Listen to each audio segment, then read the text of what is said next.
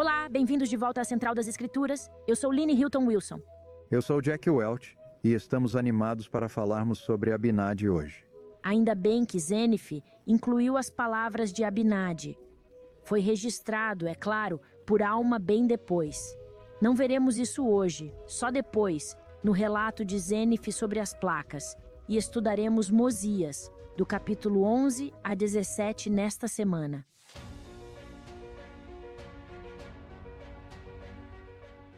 Perdemos o bom rei Zenith, e seu filho foi um rei muito iníquo, conhecido como bebedor de vinho. E teve muitas esposas e concubinas. Está no versículo 2 que ele levou o seu povo a cometer pecados. E, sabe, Abinadi estava ciente do que acontecia e foi chamar o rei ao arrependimento. Seria de se esperar que o rei simplesmente reconheceria que estava infringindo a lei. E, sabe, é meio engraçado porque eles acusam a Abinadi de falar sobre Cristo em vez de guardar a lei, mas e eles não estavam violando a lei? Às vezes, somos bem rápidos em acusar aos outros por coisas que também fazemos errado. Sabe, quando falamos sobre Noé, há um parágrafo em Deuteronômio, no capítulo 17, que já mencionamos quando falamos sobre o discurso do rei Benjamim. Qual lei? É o capítulo sobre o rei, a lei dos reis? O parágrafo do rei. Ah, sim, é verdade. E no versículo 17, no parágrafo do rei, diz que o rei não deveria multiplicar esposas para si. Vejam, está nas Escrituras. Talvez Noé tenha se justificado dizendo: eu não tenho Deuteronômio. Deixaram lá em Zaraenla. Eu tenho certeza de que ele sabia que estava ignorando aqueles mandamentos e, por isso, Abinadi estaria claramente no direito e responsabilidade, como profeta, de chamar o rei ao arrependimento. E não foi uma tarefa fácil. Sabe, chamar as pessoas ao arrependimento é uma coisa, mas chamar ao rei? No parágrafo do rei, também diz que não deviam cobrar impostos do povo e tentar fazer riqueza. E na sequência vemos que, no 11, fala sobre seus edifícios espaçosos, suas coisas preciosas, ouro e prata. Aliás, essa era a maneira como os reis se comportavam naquela época. É por isso que tem um capítulo dedicado a isso. É por isso que Deuteronômio adverte contra, mas também é realista que Noé achasse que era isso que ele deveria fazer. Ele estava bem ali, era vizinho do rei Lamã naquela região, e era o mesmo abuso de poder. Ele também mudou a natureza religiosa, e isso está no versículo 11. Lá no palácio, com grandes objetos de cobre e latão, ele constrói assentos mais altos para seus sacerdotes. E vejam que está no plural sumos sacerdotes, o que não é o que está em Levítico. Quando Moisés estabeleceu isso, havia um só sumo sacerdote, e Noé optou por multiplicá-los. Ele está mudando as coisas para o benefício de seus amigos e conhecidos. Exatamente, e por serem sumos sacerdotes, recebiam muitos privilégios e tratamento especial. Portanto, ele está usando o sistema antigo, abusando dele e exagerando as coisas. E Abinadi é a prova disso? Não. De fato, percebemos que o problema é que eles são orgulhosos. E Abinadi começa a falar no versículo 20 do capítulo 11. E aconteceu que existia entre eles um homem cujo nome era Abinadi, e ele começou a profetizar no meio deles, dizendo: eis que assim diz o Senhor, e assim me ordenou. E Jack, dê uma olhada nesse versículo. Esse é um quiasmo perfeito. Todas as vezes em que Abinadi cita o Senhor em nossos capítulos de hoje, ele o fará sob a forma de um quiasmo perfeito. E por que será que ele fez isso? Presumo que seria algo importante para Abinadi elaborar dessa forma. Será? O que você acha? Bem, acho que ele já havia planejado isso antes e talvez a revelação em si tenha sido dada em um estilo muito formal. Noé e seus sacerdotes agiam como se fossem muito importantes e não dava para chegar lá a dizer: "Tá todo mundo errado." Não dava para ser casual. Não dava. Esse deveria ser um discurso formal. E um bom exemplo do uso do quiasmo em um ambiente jurídico formal está no capítulo 24 de Levítico, onde temos o caso do blasfemador e como eles o pegam e o apedrejam. Esse é um dos melhores exemplos de quiasmo e está em um contexto legal. Portanto, é um exemplo de formulação Em um julgamento com a acusação de blasfêmia, por isso é interessante. Isso mesmo. Agora, outro ponto sobre isso também é que todo esse julgamento de Abinadi inteiro simplesmente está saturado de legalismos, por ser um julgamento. Era a lei de Moisés. E eles o condenaram à morte com base em seu procedimento legal, que exigia 2 testemunhas. Onde estão as 2 testemunhas? Gosto de pensar que ele citou 2 vezes devido ao quiasmo, Ah, sim, certo. mas ao duplicar a acusação, ele fez o melhor que podia. Está bem, tudo bem. Dá para Isso é entender interessante. por que eles tentaram se esquivar da acusação. Não foi tão formal, embora a acusação de Abinadi não seja vista como uma acusação legal, mas de fato foi algo legalista. Quero continuar a leitura no versículo 20. Eis que assim diz o Senhor, e assim me ordenou, dizendo: Vai e dize a este povo, assim diz o Senhor, ai deste povo, porque vi suas abominações e sua iniquidade. Não era só para o rei Noé, ele falou a todo o povo aqui, e suas fornicações, e a não ser que se arrependam, visitá-los-ei com minha ira. Talvez o Senhor seja a segunda testemunha. Sim, e a menos que se arrependam e voltem-se para o Senhor seu Deus, eis que eu os entregarei nas mãos de seus inimigos. Sim, e cairão em cativeiro, e serão afligidos pela mão de seus inimigos. E ao continuar, ele revela: E acontecerá que saberão que eu sou o Senhor seu Deus, e sou um Deus zeloso, castigando as iniquidades de meu povo. E acontecerá que se este povo não se arrepender e não se voltar para o Senhor seu Deus. E esse é o centro do quiasmo. Não é interessante esse ponto de virada? Está em voltar para. Que significa se arrepender. E acho que essa definição de arrependimento é fabulosa. Não basta parar de pecar. Você tem que se voltar para Deus. Você tem que voltar. Arrepender-se é voltar para nosso Pai. E eu adorei que isso é o centro do quiasmo. É isso mesmo. E em hebraico, aliás, a palavra para se arrepender é voltar. E, assim, temos outro hebraísmo bem aqui no versículo 3.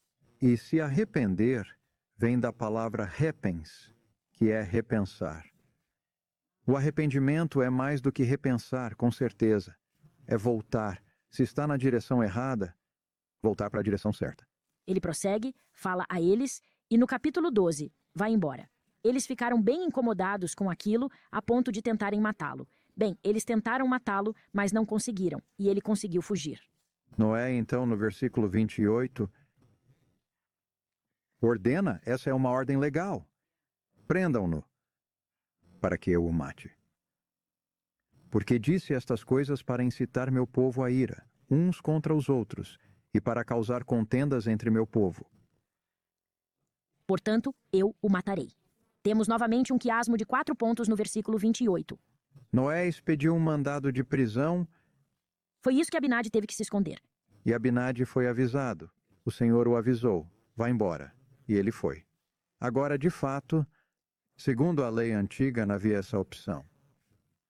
Um acusado poderia sair da Terra Santa, poderia deixar o território, e não iriam atrás, porque desde que estivesse fora do território já não seria... Não causaria mais problemas, Exatamente. entendi.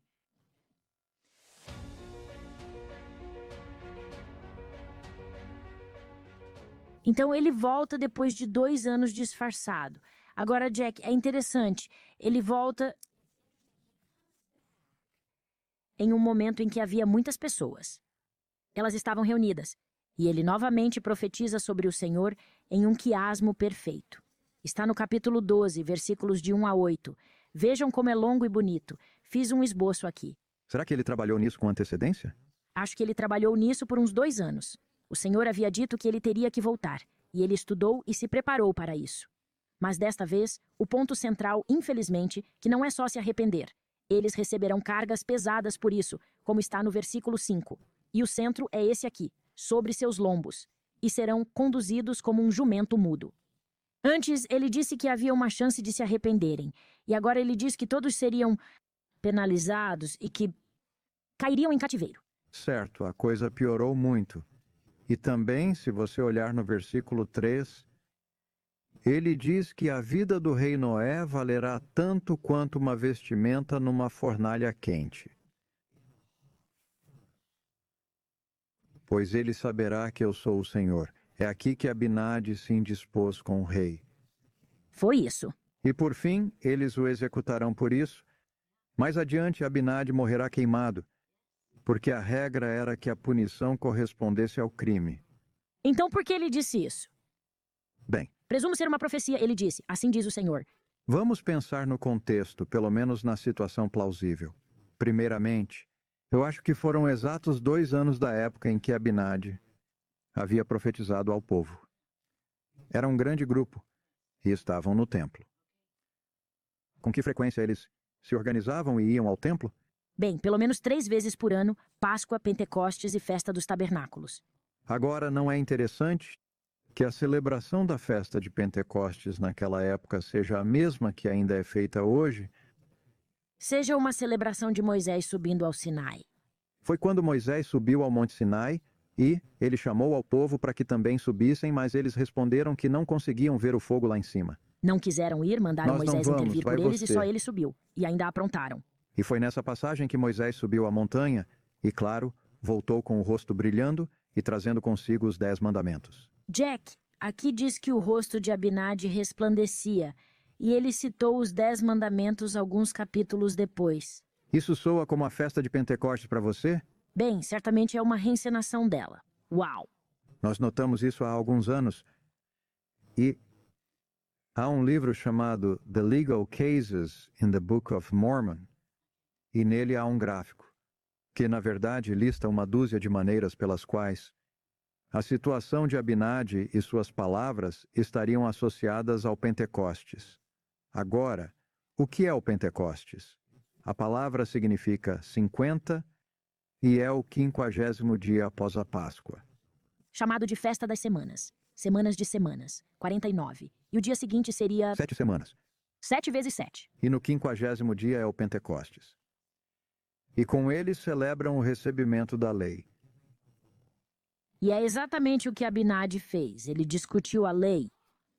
Por essa e outras razões, provavelmente era um dia de ir ao templo.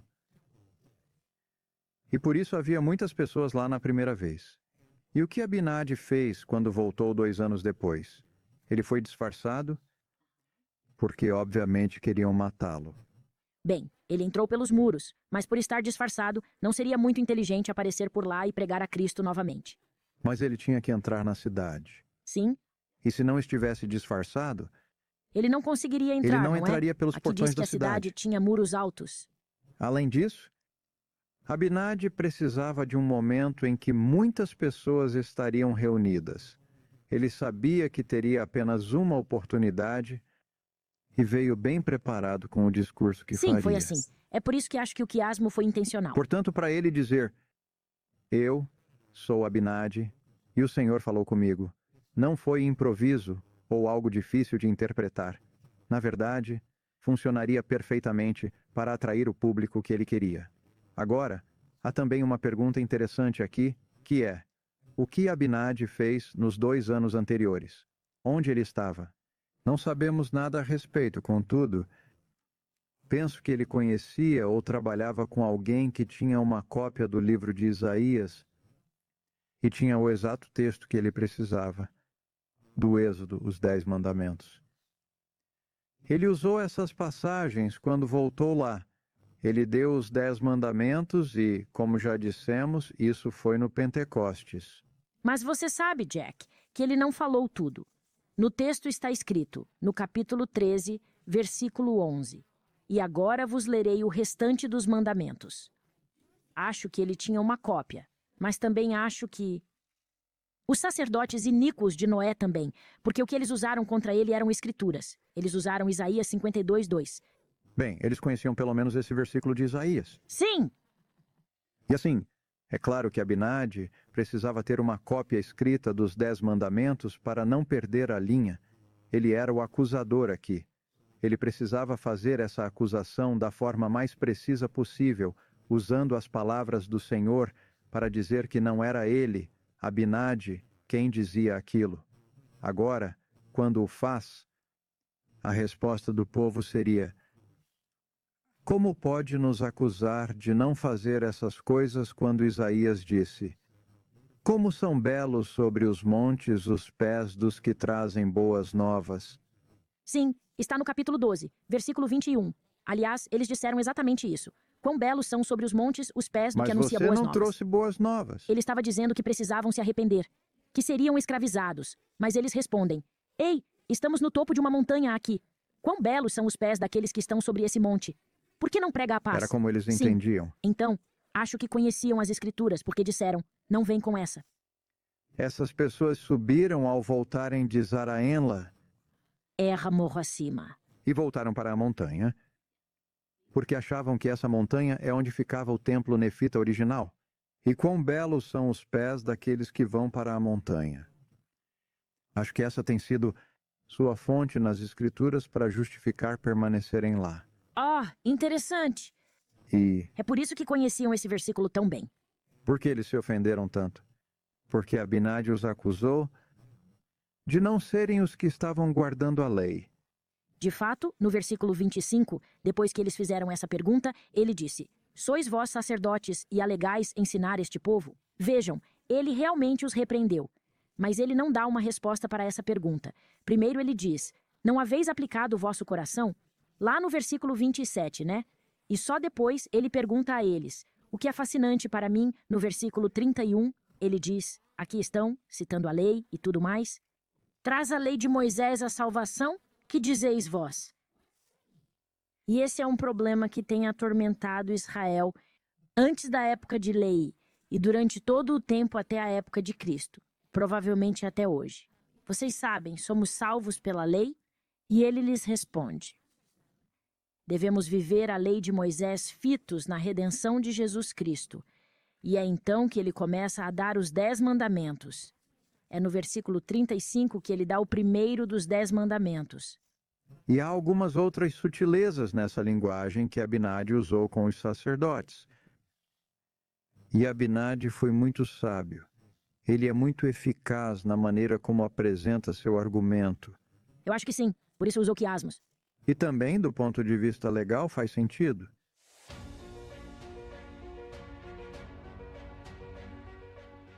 Bem, é claro, Abinadi quase foi preso nesse momento. Eles o chamam de louco no capítulo 13. Sim, de louco. Eles vão pegá-lo e ele diz: não me toqueis. Sim. Pois Deus ferir-vos-á se deitardes as mãos em mim, porque ainda não transmiti a mensagem. No versículo 5 diz que seu rosto resplandecia. E eles se afastaram. Porque é dito que era como o de Moisés. Voltando ao seu pensamento sobre o Monte Sinai, há um paralelo ao Pentecostes no versículo 5. Bem, no versículo 10 diz: Mas isto vos digo, o que fizerdes comigo, depois disto, será como um símbolo e uma representação de coisas que estão para vir. Portanto, ele profetizou naquele momento. Seja qual fosse a maneira que o matassem, receberiam a mesma punição. E isso acontecerá. Aconteceu mesmo. E então, no versículo 11, ele lê o restante dos 10 mandamentos. Ele deu os 2 primeiros, depois voltou e repetiu o segundo mandamento. E fez isso para todos os 10. E depois de ter feito tudo isso, no versículo 27 ele diz: E agora dissestes que a salvação se alcança pela lei de Moisés.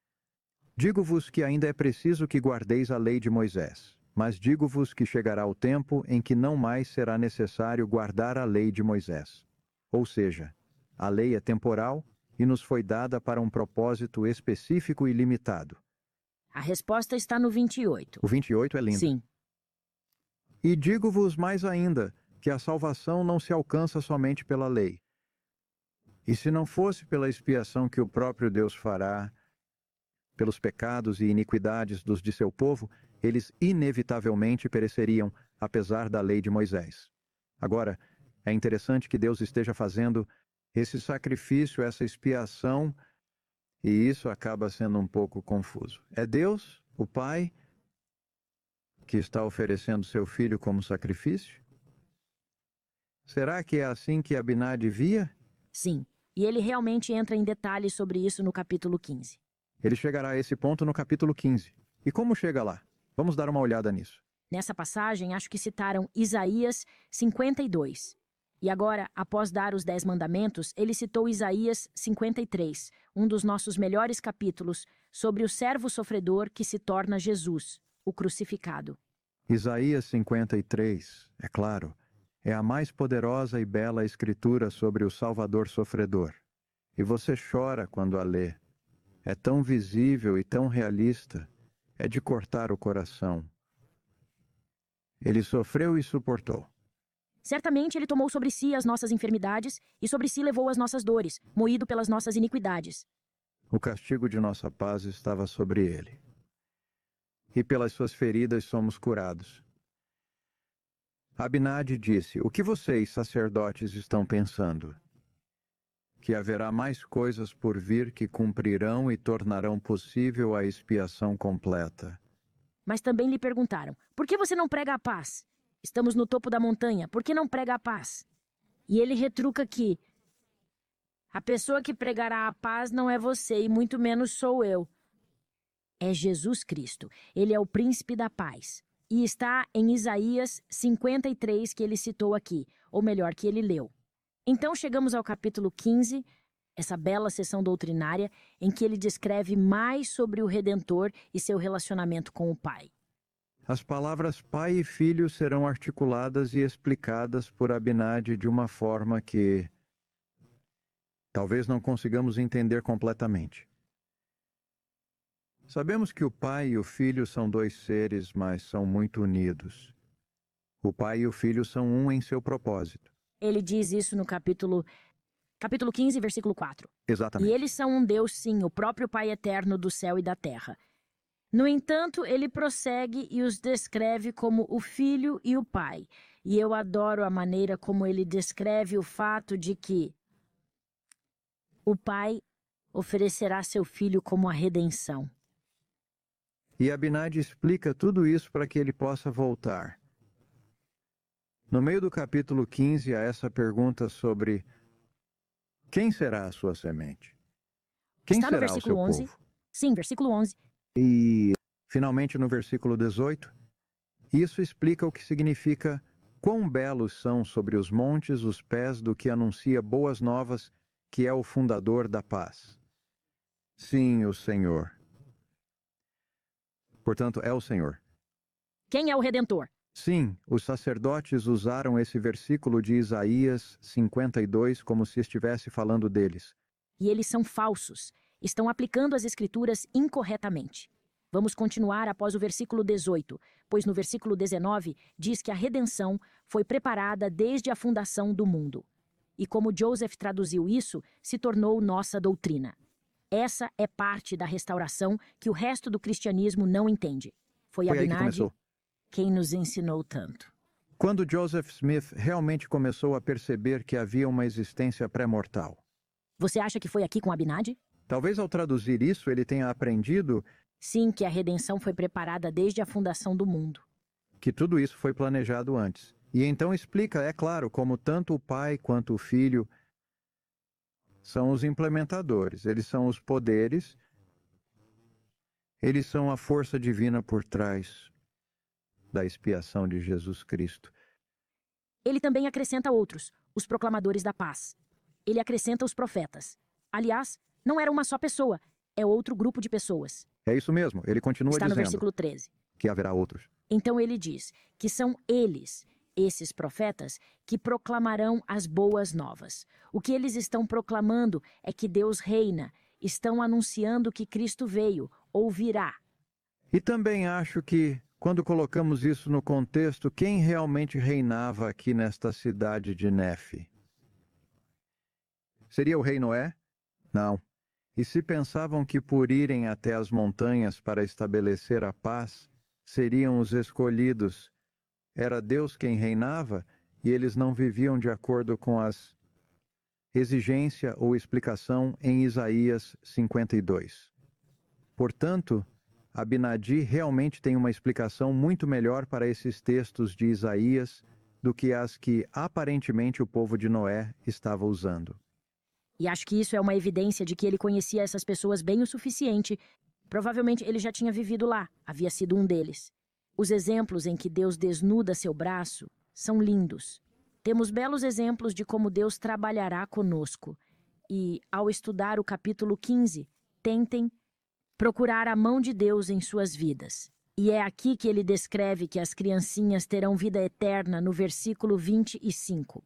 E que a palavra do Senhor será anunciada a toda a nação, tribo, língua e povo. É a natureza expansiva da Sacrifício expiatório. redenção de Deus. Portanto, o que Abinadi está apresentando aqui é o que eu acho que pode ser corretamente chamado de Midrash. Um comentário sobre as Escrituras. Os eruditos judeus da antiguidade liam um texto, liam uma escritura, e então a interpretavam deles. e a aplicavam. É o que Abinadi E fez. temos registros de interpretações midráshicas. E se quiserem entender o que Abinadi disse, devem ler essa passagem lado a lado de Isaías 52 e 53. Portanto, os sacerdotes de Noé começaram dizendo a Abinadi: como você pode nos criticar?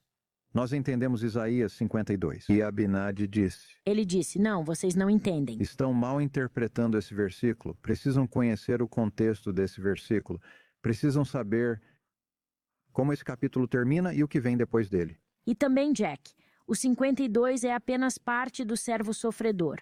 O Messias prometido começou no 49 e depois no 50. E sabe, sinto que o contexto de tudo isso é que nosso Salvador teria de nascer, morrer e sofrer por todos nós. Portanto, Abinadi está transmitindo uma mensagem muito teológica e espiritual. Somos muito gratos por ao menos um sacerdote ter dado ouvidos, e seu nome era Alma, por ele ter saído de lá e registrado tudo isso. Ele era culto, sabia escrever, e provavelmente tinha uma memória muito boa. Bem, ele tinha o Espírito. E não é verdade Sim, o que nos foi Espírito. dito que o Espírito trará todas as coisas à sua lembrança? Muito bem lembrado. A maneira como eles aprendiam também era por memorização. E assim Alma registrou tudo isso. Acho que ele provavelmente conhecia essas passagens. Sim, é claro. Teria sido mais fácil lembrar do que Abinadi falou conforme ele Aqueles registrava. argumentos. Sim, mantê-los em mente. Isso. Então, algo que gosto de dizer. E falava aos meus alunos de direito que a primeira regra da Constituição de Leis é continuar lendo, que é preciso ler o contexto de cada linha da lei que se está interpretando ou aplicando. E acho que o que Abinadi fez aqui foi pegar sua única escritura e prosseguiu, continuou lendo, e depois voltou e leu o que achava que Isaías 52 realmente significava. E ele lhes oferece uma compreensão muito mais correta do assunto. Então, o capítulo 16 diz que, depois de Abinadi ter falado suas palavras interpretando as passagens de Isaías, ele ofereceu mais algumas declarações, especificamente sobre como os ímpios seriam expulsos. O que aconteceria quando a salvação do Senhor realmente chegasse? Seria um tempo de julgamento, porque eles eram carnais e diabólicos, Capítulo 16, versículo 3. e que eles sofreriam. Lembrai-vos, porém, de que aquele que persiste, versículo 5, em sua própria natureza carnal, e segue os caminhos do pecado e da rebelião, permanece como se não tivesse havido redenção, sendo inimigo de Deus. Então, Abinadi citou mais uma passagem de Isaías, ou seja, ele também conhecia esse texto. É o capítulo 16 de Isaías, versículo 8, em que Isaías diz que a sepultura não tivesse vitória, nem aguilhão tivesse a morte. Mas, no versículo 8, há, porém, uma ressurreição. Portanto, a sepultura não tem vitória, e o aguilhão da morte é desfeito em Cristo. Agora, em Isaías está escrito que a morte é tragada na Netzach. A vitória. É assim que é traduzido em 1 Coríntios, quando Paulo cita esse versículo.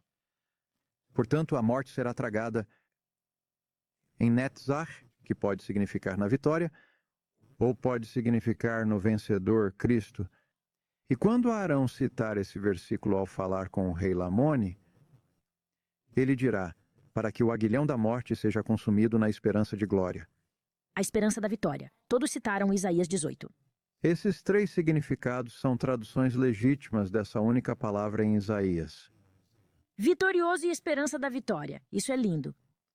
Então Abinadi concluiu falando da libertação, que é e o que ele considera ser a salvação. Tudo isso é um comentário sobre a afirmação de que seriam eles quem proclamavam a salvação na montanha. Então, o que aconteceu depois que Abinadi fez esse discurso maravilhoso seria de se esperar que todos eles dissessem: Nossa, aprendemos algo hoje. Ah, não, não e não. Eles eram orgulhosos demais, não falariam Acho que isso. podemos melhorar. Não, não, não, não, não, não. E o que aconteceu no versículo 1, quando Abinadi concluiu, foi que o rei Noé ordenou. A seus sacerdotes que o levassem Isso mesmo. e fizessem com que fosse morto. O rei deu essa ordem. Não foi um pedido educado. E eles o prenderam? Sim, eles o levaram e aprisionaram por 3 dias, enquanto tentavam decidir: o que faremos com ele? Ah, Que ação podemos realmente mover contra ele? certo. Então, quando Noé ordena que o sacerdote leve Abinadi, há um sacerdote que não o Isso, faz. no versículo 2, foi Alma. Foi Alma. Alma era descendente de Nefe. Então, sabemos que alguns deles eram descendentes de Moleque, mas Alma aqui era descendente de Nefe. Ele era jovem e acreditou nas palavras que Abinadi havia dito. E por isso Alma não quis fazer o que o rei ordenou. Portanto, agora Alma também estava em apuros. Sim. O rei estava mais irado. Portanto, Noé está agora ainda mais irado porque tem um sacerdote desobediente. Alma foi expulso. Não apenas expulsou, como enviou seus servos atrás dele para que o matassem. Ou seja, a vida de Alma foi ameaçada Por defender Abinadi, o profeta. por desobedecer ao rei. Assim, no versículo 4, ele fugiu e escondeu-se, de modo que não o acharam. E tendo ficado escondido durante muitos dias, escreveu todas as palavras que Abinadi Então dissera. ficaram deliberando durante 3 dias. Levaram aquilo a sério. E tentaram encontrar alguma interpretação ou qualquer brecha na lei. Voltam a Abinadi e dizem: Olha só, finalmente encontramos algo e você será punido com a morte. Ou seja, eles conseguiram encontrar algo considerado um crime capital. Inventaram, manipularam a lei para encontrar algo. Foi isso mesmo, pois disseste que o próprio Deus descerá entre os filhos dos homens o que consideraram blasfêmia. E a blasfêmia é uma pena capital na lei de Moisés. Então, eles lhe oferecem um acordo para confissão. O acordo era que Abinadi deveria se retratar de todas as palavras que disseste de mal, concernentes a mim e a meu povo. E eles esqueceriam a acusação que fizeram contra Abinadi por ter falado contra Cristo. Agora, isso não faz muito sentido como acordo, mas esse acordo era apenas: você nos dá o que queremos e não nos lembraremos das palavras que falou sobre o povo ou sobre o rei. E Abinadi diz: padecerei até mesmo a morte. Suas palavras serviriam de testemunho. Sua morte seria um testemunho de suas palavras. Mas então ele os adverte: derramareis sangue inocente. Isso também está no versículo 10. É isso mesmo. E se assim o fizessem, derramariam sangue inocente, algo que ultrapassa os limites da justiça e acarreta punição divina.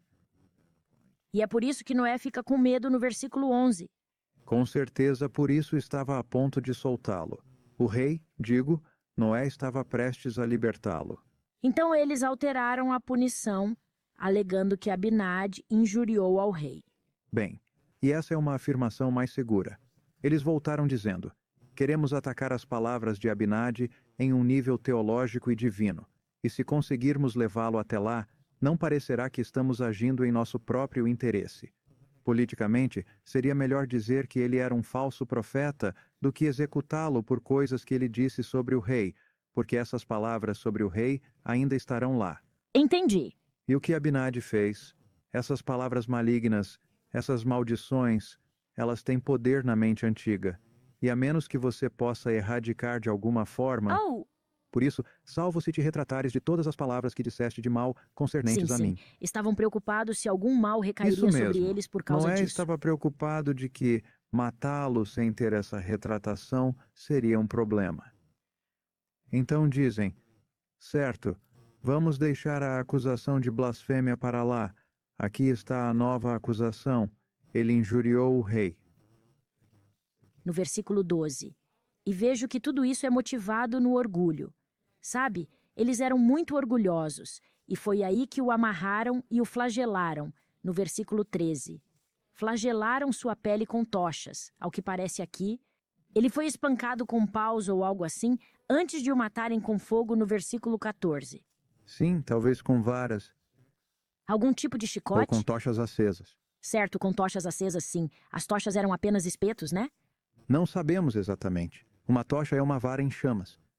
Provavelmente espancaram Abinadi com varas, galhos ou arbustos em chamas. Mais uma vez, por quê?